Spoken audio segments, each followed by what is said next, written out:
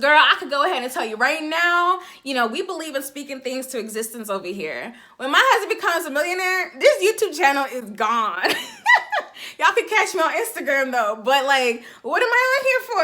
Like, no. And so I feel like for Fallon, you're married to a whole millionaire. Like, sis, what are you looking for on Bravo TV with women who aren't even wives? Like, no, that doesn't make any kind of sense to me. I may be young, but I'm ready to give you all my love. Hi guys, welcome to my channel. My name is Michelle Amoré, and if you're new here, hi, hello, welcome. So today's video is actually super spontaneous. Like, I literally threw my wig on, threw on some lashes, some lip gloss.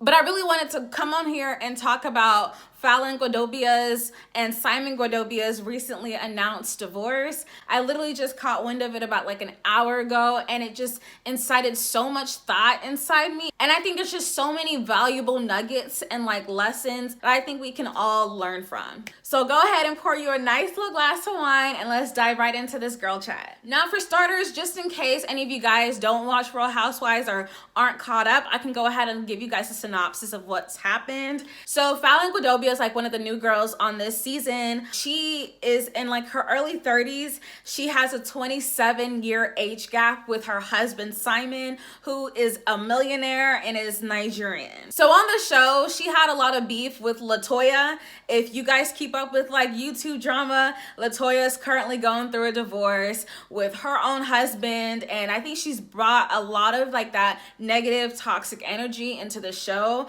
I personally never been like a super big fan of Latoya. I think she is pretty immature, but she really showed herself on this show. Fallon, on the other hand, is a mom of 3, and she is honestly so classy. Like, I love her so much on the show. She really carries herself really well. She does have a lot of spunk and like fun to her, but you can definitely tell she is an old soul and has so much maturity and elegance to her, which is like the complete opposite of Latoya. So anyway, when I saw the post of Simon and Fallon announcing their divorce, I was really sad because, it looked like it was such a great marriage. I mean, we didn't get to see too much on the show, but it seemed like they cared about each other. She was just enjoying her millionaire husband lifestyle, and, it was really great. And it's really nice to see Black women depicted in that way on TV. So I was really rooting for them. But I personally do really believe that the show probably contributed to their divorce and the decline in their marriage. And on that point, I think it's so important for us as women, especially if you're a woman dating like a very high, well-accomplished millionaire husband and stuff, it's so important to carry yourself with a certain level of grace at all times and to ensure that you're protecting your marriage, your relationship from outside influences. I was just watching Fallon on Candy's show that she has here on YouTube, and Fallon was saying that she literally had to be begged basically into doing the show, that she was really reluctant in wanting to do it, that it just didn't really seem like it was a thing for her and all that kind of stuff. And I'm really sad she did it, because I feel like things possibly could have been different and she wouldn't have exposed her relationship and her marriage to so much of the craziness on the show. Like the Real Housewives of Atlanta, I love watching the show, don't get me wrong, it's trash TV, but the thing is, hardly any of these women are in stable relationships or marriages for that matter. All have so much drama and craziness going on, and it's so clear that some of them really do this for the money. So like, these women are literally not in Fallon's league. Like, Fallon has a millionaire husband. She's actually a wife. Like, what are you doing in the midst of women who are on the opposite track as you? And I think that's a really like big learning lesson for us as women, especially like as I'm venturing into this season of engagement and marriage and stuff. It's definitely something that I've been very cognizant of, and I personally have definitely cut loose on certain relationships and stuff, because I know like in the season that I'm venturing into, I can't be sitting here talking about craziness, talking about who you went home with from the club last weekend. Like, the conversations are just so different. And because I want to protect my relationship and stuff, I'm not going to fill my spirits and fill my mind with all sorts of craziness and discussions that I probably would have indulged in while I was single. So I think it's really important, like, as you progress in life and you understand the level you're at, be with like-minded people, because honestly and truly, eagles cannot soar with pigeons. Now, on that note, within the season, the girls had like a bachelorette party for Cynthia since she was getting married. They had this one black male stripper come out, and apparently some people were sleeping with the stripper and doing all sorts of crazy stuff. Anyway, things got leaked into the tabloids, and Fallon said that her name got associated with all of those shenanigans. And, you know, even though she came on that trip with her husband and she stayed separately with her husband somewhere else, but like, just the fact that you're around women who are into crazy things and you know the kind of woman you are and the kind of caliber of woman you are, if you choose to lay with fleas, don't be surprised when you get up and you see fleas all over you. And I think that's definitely what happened to her. You really have to be careful of who you choose to associate with, because all of that stuff can really taint your image, even if you're not like that, and even if you don't participate in the things the people you're associated with participate in. Now, I do want to speak on this idea of like age gap dating. Obviously, you guys know my stance on it. I'll go ahead and link a video all about age gap dating, the pros, cons, everything and more. Fallon is half Asian and half black. Her husband is Nigerian. So in these cultures, like, age gap dating is like not a big issue. It's like nothing. But anyway, she comes into this show where you're filled and surrounded by other women who have more of an American cultural background. And obviously in our culture, like age gap dating, or like in American culture, it's not looked highly upon. So you have people like Latoya, who I think are actually really jealous, saying things like, oh, you have an old husband and da-da-da-da-da, trying to make you feel crazy, but you're living so much better than she ever could. So I think things like that are important to keep in mind when you're trying to figure out who to associate yourself with as a woman who chooses to be involved in age gap dating. Because I've definitely have experience feeling like I've been judged by people because I've chosen to date much older than me. But I think it is important to ensure that if people are like coming at you negatively and spewing negativity and projecting so much hate towards you, definitely do your best to disassociate, because nobody needs that kind of energy around them. Now, in regards to Fallon even getting on this show, I honestly really wish she didn't do it. Like, I felt like she was honestly way too good for this show and way too good for these women, because like, you're the wife of a millionaire. What does this show have to offer you that you don't already have? It can't be money, because your man's a millionaire.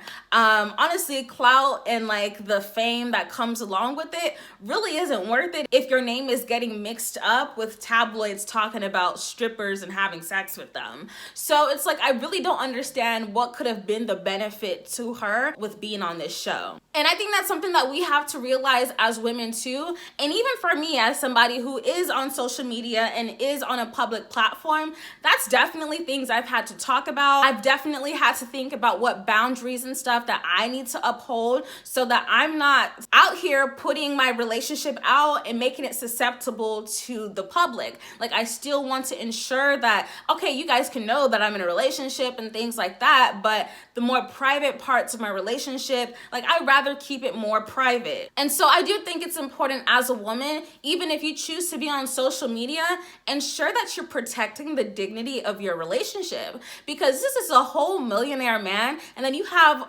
a woman like Latoya over here bad-mouthing you on TV and stuff. Like, imagine how that feels to him when he's putting on the TV and seeing that, or when people in his network and his business partners and stuff are seeing that. Like, how we as women carry ourselves when you're in a marriage and when you're in a relationship, it reflects back onto your partner. So I really do think that it was not wise for her to get on this show and put herself in a position where you are around people like Latoya who don't have a filter and just speak so negatively on your husband. And even in the Halloween party episode where Latoya started bad-mouthing Fallon in her own home that she invited her to, honestly, I was extremely sick and disgusted that episode, because I could not imagine bringing somebody into the sanctuary of my home and them disrespecting me, and not only disrespecting me, but my husband as well. Like, you actually have to be completely sick in the head to do something like that to somebody.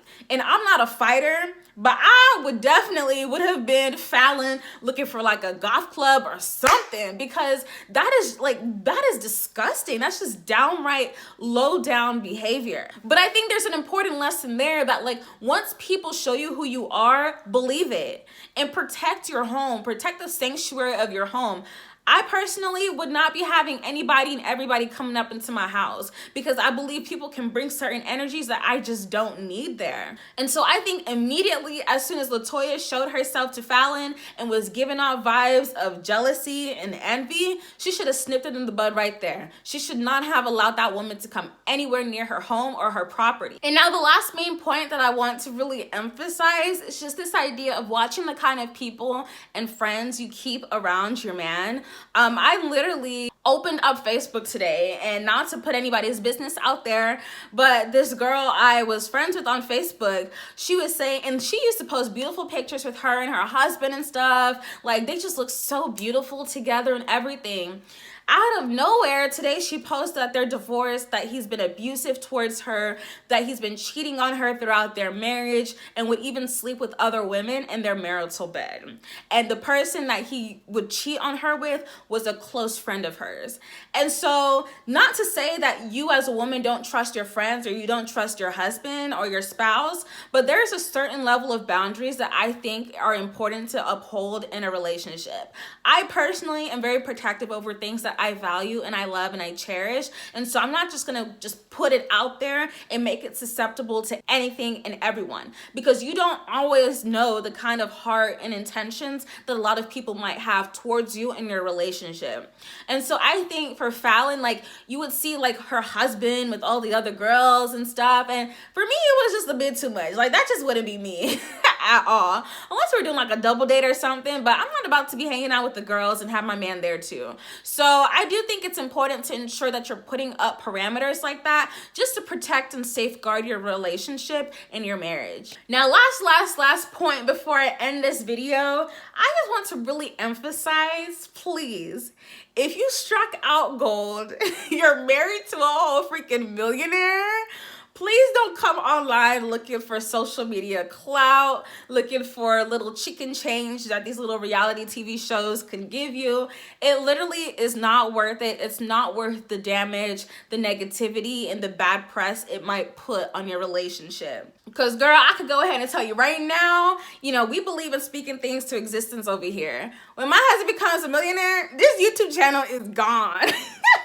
Y'all can catch me on Instagram though, but like, what am I on here for? Like, no.